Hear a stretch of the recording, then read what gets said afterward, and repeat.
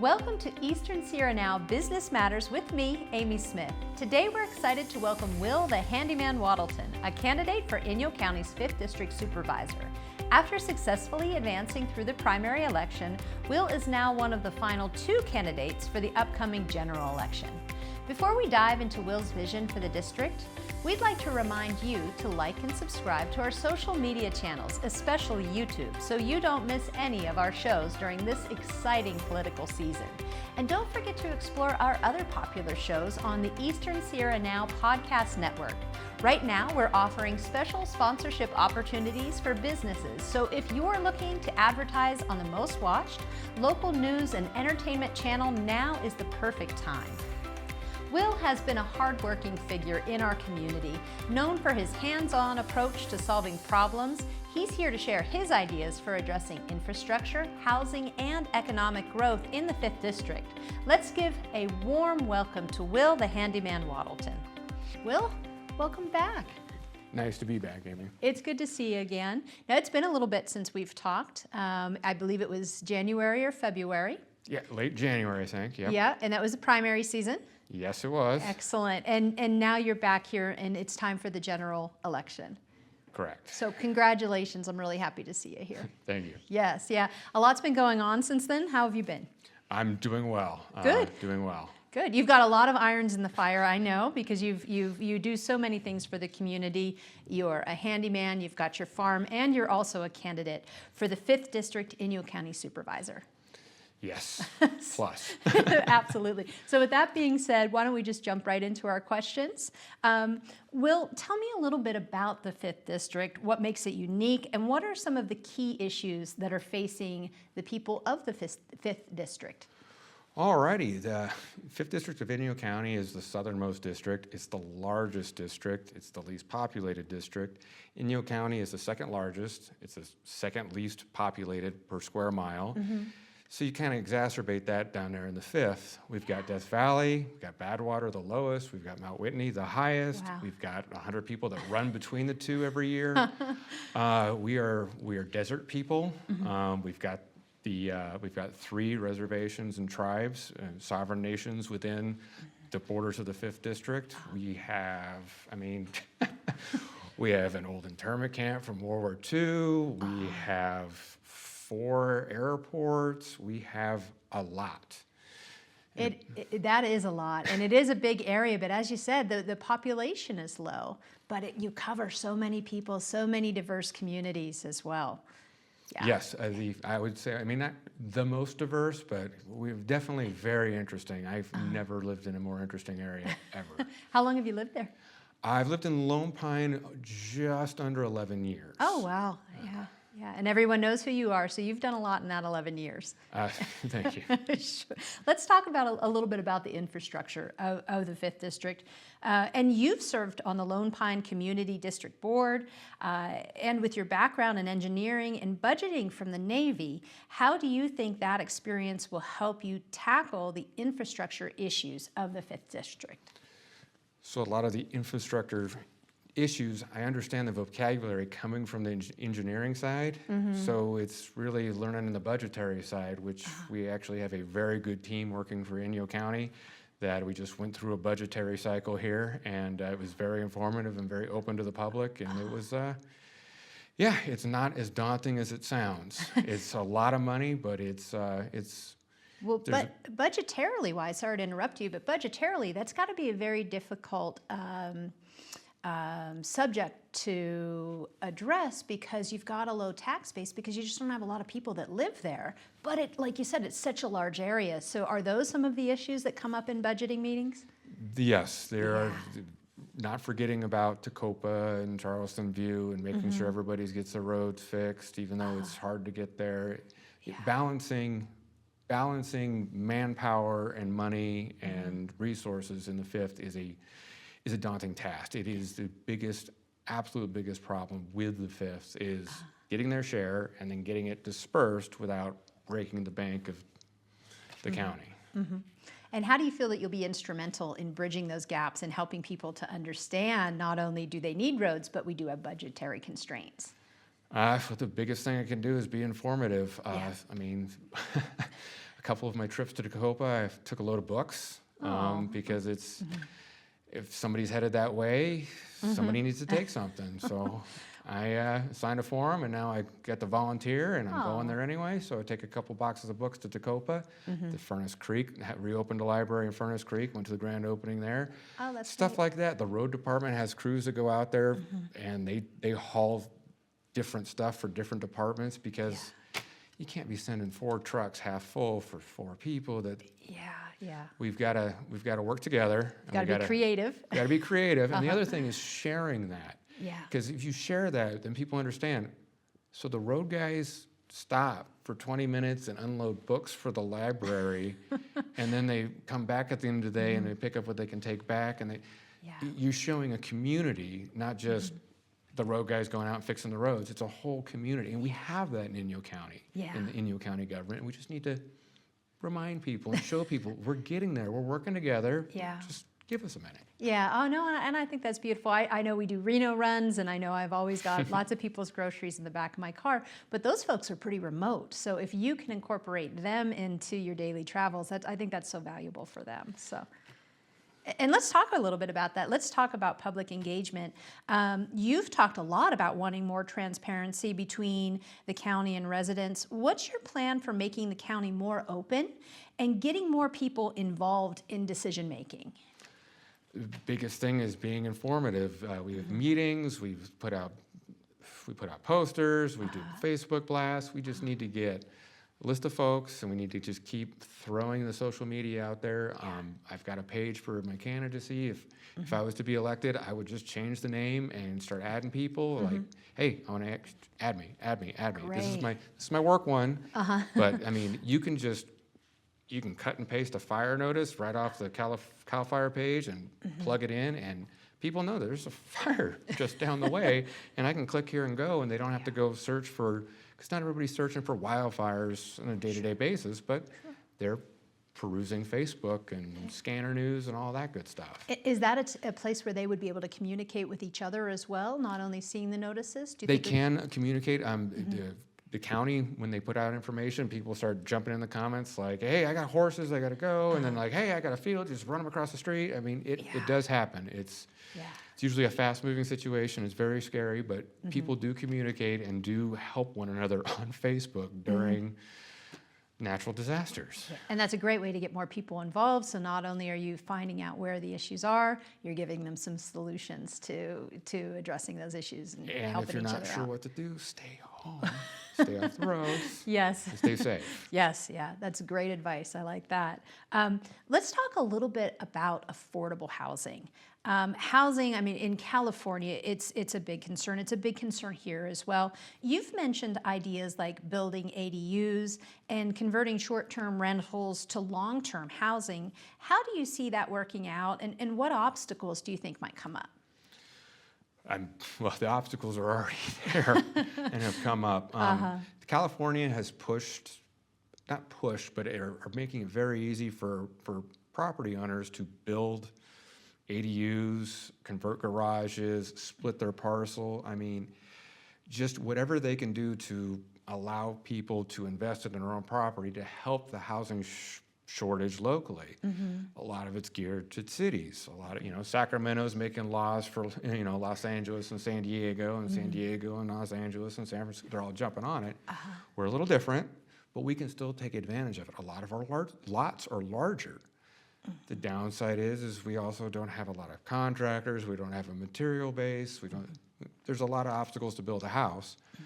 But the infrastructure for splitting and zoning and planning is actually, it's all there. And if we could come up with some money or some grants and kind of streamline the process a little bit to get, if you want to take your backyard and put a house in the corner and have a neighbor, that would be great. Sure, and have multifamily dwellings, or have multiple dwellings on one piece of property. Is there anything holding people back from doing that now? Legally, are they able to do that? Legally, they're able to do a lot of that. It all depends on your lot and this and how you basically go to planning or building and say, hey, this is what I want to do.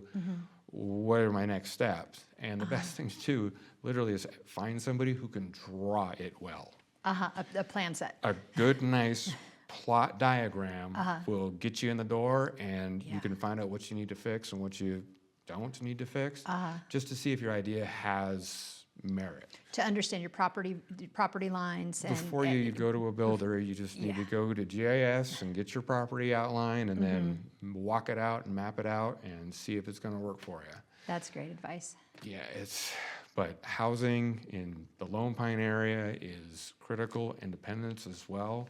The county has numerous positions open for years. People are wearing multiple hats and barely getting paid for the main hat. Yeah. So we've got issues that are just, they're county-wide, but they're really, I mean, Bishop, you guys have you guys have a different housing market than Lone Pine, but it's still a lot of the same issues. There's nothing, I mean, there's a little 1-bedroom, and then there's a 5-bedroom house over here for sale. Those are your options. There's nothing in the middle. And and you think if those housing issues were fixed, then people could come in, they could get those jobs that are available, and then that would make government work a little bit better. It would help the county be able to do take its responsibility. We have multiple positions budgeted for, paid for, not filled.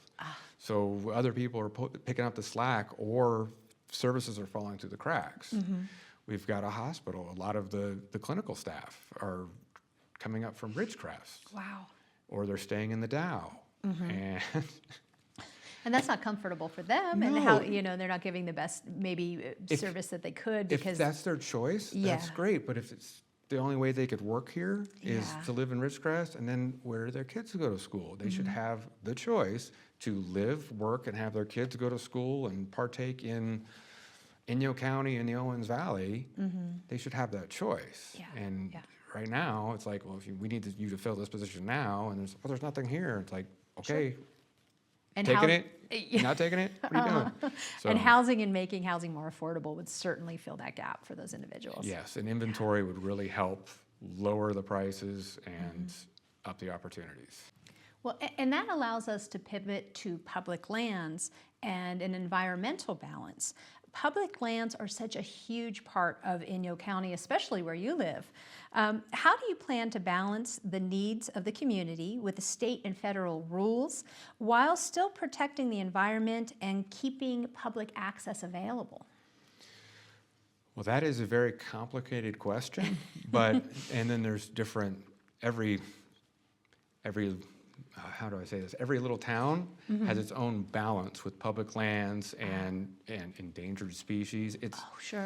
So like Lone Pine, we're surrounded by the BLM, and then we got DWP and DWP leases, and it's all copacetic. The Forest Service are up in the mountains, and we all get along, and we all drive through, and we need to push DWP. Hey, we need an acre here, and that guy died 15 years ago. We need to do something with that lot, and we get along there in Lone Pine. That's good. Independence is, surrounded and constrained by the DWP land, and then Alancer, Cartago, DWP again, all of the Owens Valley. But then you get it to Panamint, Shoshone, Furnace Creek. You've got the national park. You have the National Park Service. You have Forest Service, BLM. BLM, can allow mining with sometimes very little notice. Wow. It's a huge balancing act for different areas. We've got endangered species. We've actually had a species go extinct out there in Tacoma. Oh no! And what species was it? I'm trying to remember. It was a pupfish. Oh. And I don't think it wasn't the Death Valley, it might have been the Tacoma pupfish. Oh wow. And yes, I don't have my notes on me. I was given a very good talk. I'll look that up, and I'll provide a pupfish. link. I'll provide a link for our viewers so that they can gain more information. It's actually a unique case study on extinct and endangered species, and it actually went bad. Oh. There in the Tacoma and Armagosa Basin in general is just amazing. There are actual talks to try to get the whole thing to be a monument to help protect the lands from So there's there isn't a big balance out there. And I mean, you've just in this, just with this one question regarding environmental issues, you've listed so many different entities, and they're all in your district, and you're communicating with them. How has that been for you, or how do you see that going in the future? If elected, how can you impact that communication between all of those different entities? It's a lot of go-between. It's a lot of, okay, hold on. What is your problem? And then one of the things that I like to do is I like to go see it. So I put a lot of miles out on things, and when people tell me, hey, I need a stop sign here, I said, okay, well, shoot me some pictures. Tell me exactly, I'll go look at the map. They'll shoot me the pictures, and I go, okay. And then next time I'm in the area, I go drive by, and I go see what they're saying. And so I'm going to go see a guy, and then I take what I've been told, and I go see it, and then I go talk to the person we need to go talk to, and lay it out. This is what this guy is saying. This is what I have personally seen. What can we do to alleviate this issue? Or is this it? Because when you're talking to state and federal and even Los Angeles, there's sometimes, well, that's how it's written and that's how we do business, so that's how it is. Yeah. And so your options is that's how it is, or, So you see yourself as a liaison between those big entities and the members of your community. I see the position as a liaison throughout. You are the public. There's too many times that I go to the Board of Supervisor meetings very regularly. Very often it's me and a couple staff members for the county in there. And I think that we should have a dozen people from the public in every meeting saying something, doing something, or just watching and listening and learning. Because there's so much interesting, scary stuff being discussed in there every month. It's amazing. And that's one thing I want to do is, hey, come talk about it. Yeah. Hey, this is a great issue. I'll bring it up. You come talk about it. Because the biggest thing is me saying, oh, yeah, we need this every month. If I was elected, only does so much. But the guy goes, look, this is my front yard. This is what's going on. You put a real face to a real issue. And a lot of the big things, you've got a whole staff helping out and this and that. But a guy at the end of the street in Keeler whose backyard keeps getting, brushed away because his ditch keeps overflowing. Oh, my. There's only one guy he can really talk to, and that's me. And so I go, okay, well, I'll go call that guy and talk to that guy. You've already yelled at him once. Let me go see what we can do. Take a different approach, maybe. And I'm a realist, physical guy. I dig ditches and I've run equipment and this and that, so I kind of know. It wouldn't be that hard, man. Like we just got to cock that with half a ton of rock. We can figure this out. Well, for somebody that sees the bigger picture and has that engineering eye to it, it might be a small feat for you, but I'm sure that's just so helpful to those community members that. I hope so. Yeah, it sounds, and you've been instrumental in community building, even beyond policy. You've been really involved in community things like the local food bank. As a supervisor, how would you keep that connection with people and keep serving the community beyond policy? That's a great question. I love promoting everything. I mean, if anything more than a birthday party, you're promoting this cause, the Friends of the Southern Museum, the Friends of the Lone Pine Airport, random. There's an event going. It's a first annual autumn equinox festival, or I can't remember the exact last word. Promoting anyone who's trying to build the community. There's no downside. Yeah. There's no reason not to. It makes everything so much better. No, and that goes back to communication. I mean, we were, any event that's underattended and there's too much food, it's just a tragedy. Oh. When people should be turned away because we ran out of food. I'm sorry. Maybe next year we'll sell tickets beforehand. Yeah. Anything we can do to promote ourselves, there's just no reason not to. And have those events go smoothly. So, Will, this is a great spot for us to stop, and we're going to visit with our sponsors because without them we wouldn't be here and be able to talk. But I know you're so busy, but would you mind staying and we could ask you a couple more questions after our break? No problem, Amy. All righty. We'll be right back with Will Wadelton after a short break.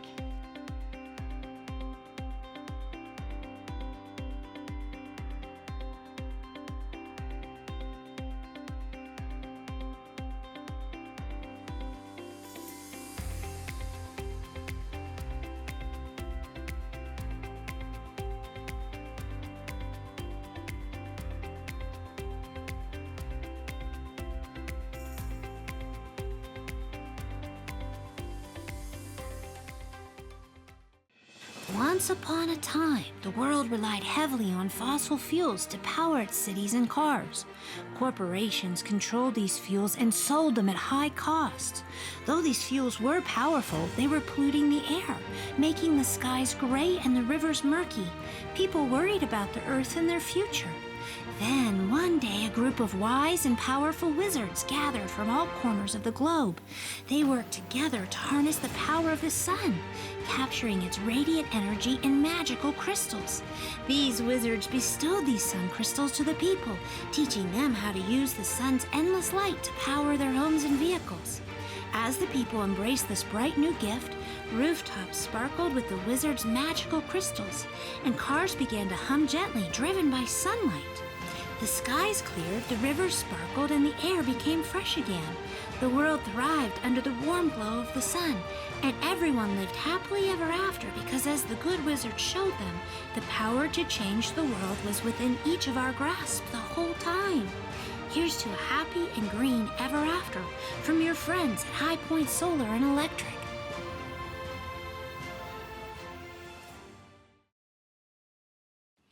Welcome back to Eastern Sierra Now's Business Matter with Amy Smith. I'm here with Will Wadelton. Will, you and I were just catching up on some of the amazing events that happen in our area, the amazing people that you want to represent. And maybe we can do some outtakes because I think our listeners might want to hear some of those stories about Piper the Burro as well. So thank you for sharing that. I really appreciate that. It really brings it brings to me how much I love this area and how unique it is and how the folks that you're representing live in a really unique space. And with that being said, let's switch gears to water management, which is a big concern in the Eastern Sierra. Water is always a big issue. How do you think that the county can manage its water resources sustainably while balancing the needs of farmers, residents, and the environment?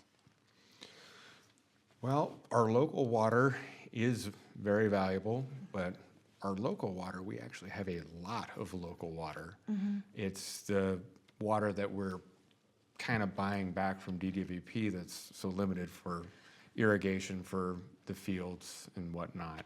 A lot of the town's water were owned previously by Department of Water and Power and have been turned back over to the county or a local entity, but DWP still sells the water to those entities. Mm-hmm. Water management, I mean, this valley was lush and verdant and the land of flowing waters just over 100 years ago. I couldn't, being here and being in the high desert, which is what it feels like today, I couldn't even imagine what that would have looked like.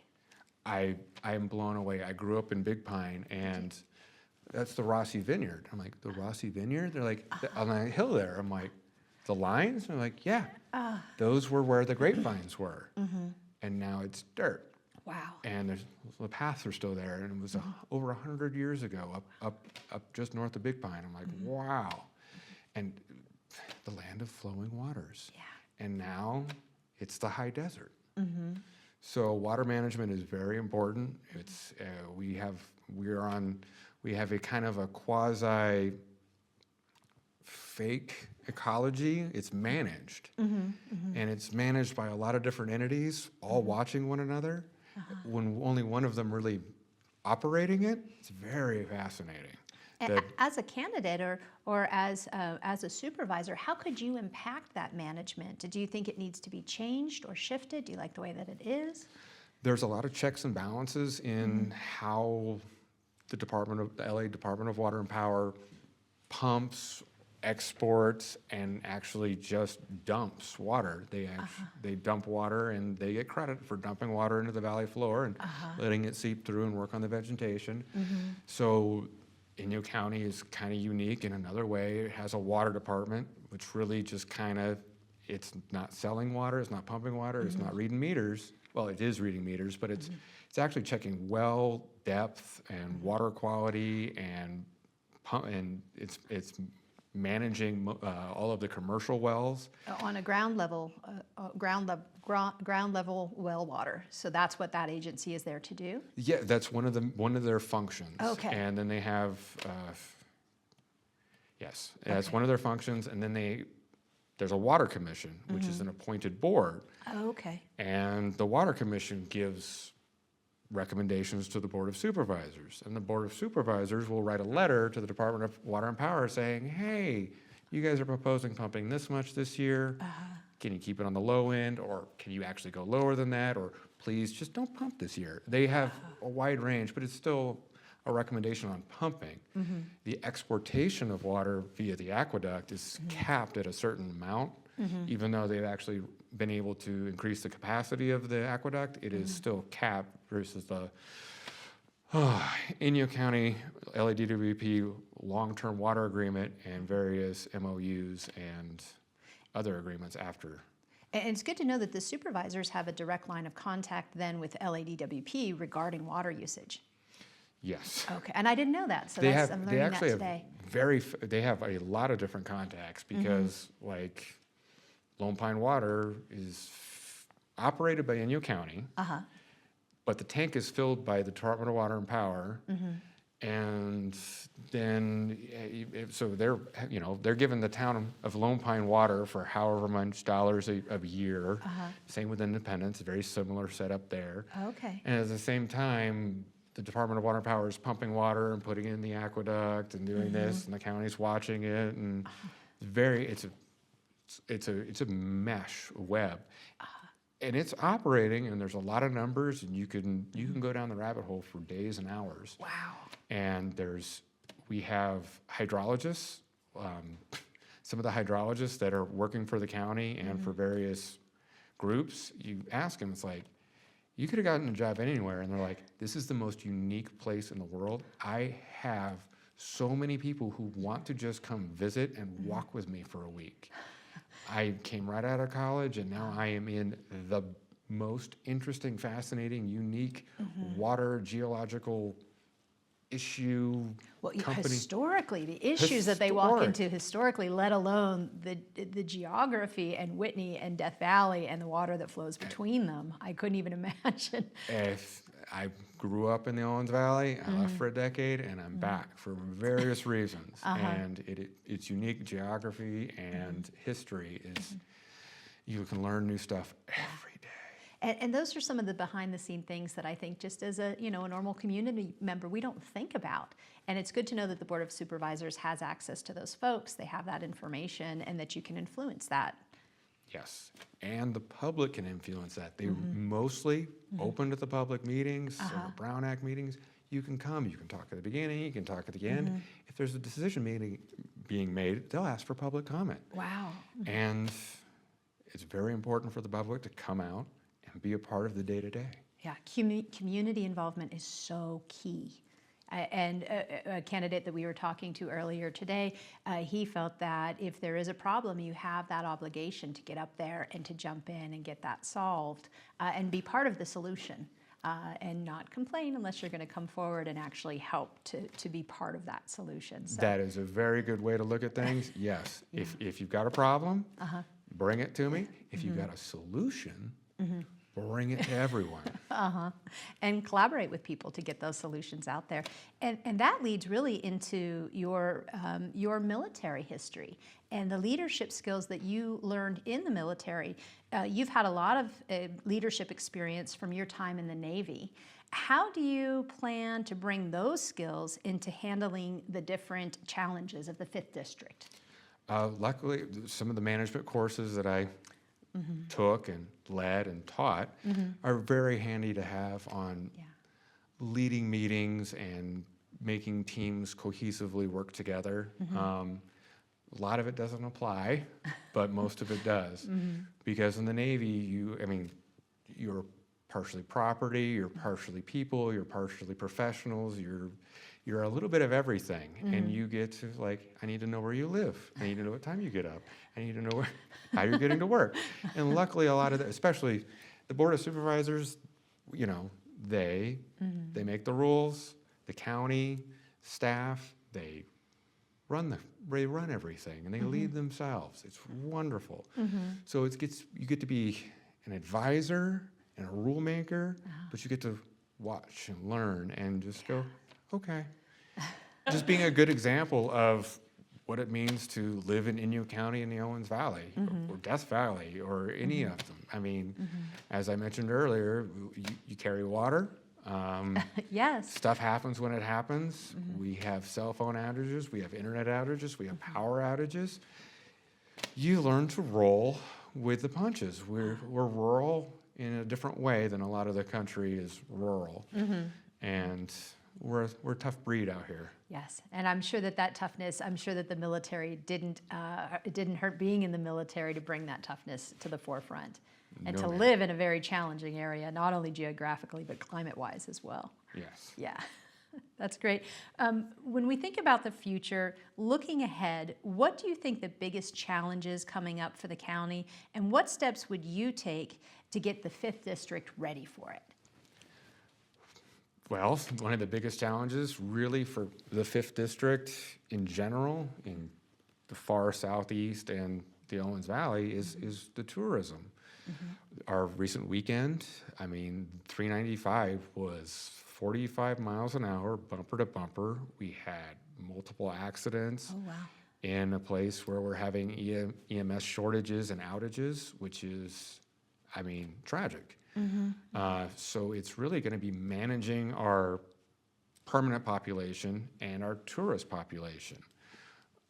A lot of it there was some through traffic due to events, Burning Man and what have you. Oh, and there yes, was I saw the campers covered in Yes. dust. Have they traveled south yet, or are they still going north? No, they traveled south. Did they? on the busy I'm used Monday to and seeing Tuesday. the dusty vehicles rolling down the road. Yeah, here. a lot less dust. Yeah. Usually the car wash there in Lone Pine used to just be they did gangbusters that weekend. And Yeah, that silt. Yeah, dusty and the taped windows. Yes. No, they came through. They added to the busy weekend, Yeah, Monday I and bet. Tuesday, and so it's going to be managing our tourist population, our through traffic, our home population and traffic, and there are various aspects of that. I mean, there's a lot going into it. Like we need dump stations for RVs. Certainly. A lot more public dump stations for RVs. We need our EMS to be fully staffed and be able to have full coverage because we don't have that. You've got a national park where there's nobody there. I mean, there's people there, but you've got super remote places with no cell phone coverage and nobody drives through. And so we have a lot, and you've got search and rescue going up and down in the mountains. So it's a simple answer but there's so many aspects to go into it. So a lot of it's going to be managing tourism, both promoting it. We need every tourist in the world to come up here, Certainly. but we need only so many to go to this certain campground on this certain day, because we don't need a whole bunch of folks parking on the side of the road and there's not a bathroom for 3 miles. I wonder where that's happening. So we need to manage that and make the facilities there so it just organically occurs because we're a very open and hospitable place to a point. Yeah, and that's So- where management comes in and setting those tourists' expectations as well as the community members and having those agencies in line ready to, put out the fires as needed. As needed, both figuratively and literally. Yes. Absolutely. Well, it has been my absolute pleasure to get to talk to you again, to see that, we're moving towards the general election. I can't wait to see how you do. I can't wait to watch you tackle some of the issues that we talked about today. And I really want to thank you. I want to thank you for driving up here to Bishop, for coming into the studio and talking with us. No problem. Thanks for having me. Excellent, and good luck to you. Thank you. All right. I'm Will the Handyman Wadelton, running for 5th District Supervisor, and I would love for you to visit willforwillw.org and check out what we got going on down there in the 5th District. Thank you. Thank you, Will, for joining us on Eastern Sierra Now, Business Matters with me, Amy Smith. It's been a pleasure hearing your vision for the 5th District and learning more about your plans to address the challenges facing your community, including infrastructure, housing, and economic growth. Your commitment to hands-on solution and improving the lives of residents truly stands out. And to our audience, thank you for tuning in. Don't forget to like and subscribe to Eastern Sierra Now on YouTube and check out our other exciting shows on the Eastern Sierra Now Podcast Network. Sponsorship opportunities are still available, so if you'd like to advertise your business on the most watched local news and entertainment channel, now is the perfect time. We'll be back soon with more exciting episodes of Business Matters with me, Amy Smith. And a reminder, stay mindful, stay connected, and take the time to enjoy our beautiful Eastern Sierra. Like, this is the coolest thing. I know we got to get back to it. I know. It's okay. Hold on. I was in Darwin Wednesday, and God, man, Darwin always gives me something. Yeah. So I've got some meet and greets. People want free events. And I said, okay, yeah. I mean, you guys can come talk to me whenever. They're like, no. Like, we want an event. Like, we're invited and we come. I said, okay. And so I've got coffee and cake events going on. But I was in Darwin putting up some posters and talking to some folks. And I'm reading the message board, and I'm going to just read it word for word as best I can, because it's in Sharpie on a piece of butcher paper. Please help Piper the burro get pipe off leg. Tell Steve, David, KT when you see him, watch to see which direction he goes. BLM Cowboy will catch burro and remove pipe. Poor donkey needs help. Cowboy will come up ASAP. Thanks. Oh. What? Is there like a phone number or something on that? No. Literally, just tell them. No number. Go find Steve or David or Katie. I'm assuming it's Katie. It just says KT, which I don't know a KT in Darwin. I know a Katie. So, yeah, and it's Death Valley Steve, and then David, who runs the water. Yeah. There's only 40 people in Darwin. Like, but that's what we're working with. That's pretty cool. That's what we got going on out there. I love it so much. We should do an outtake.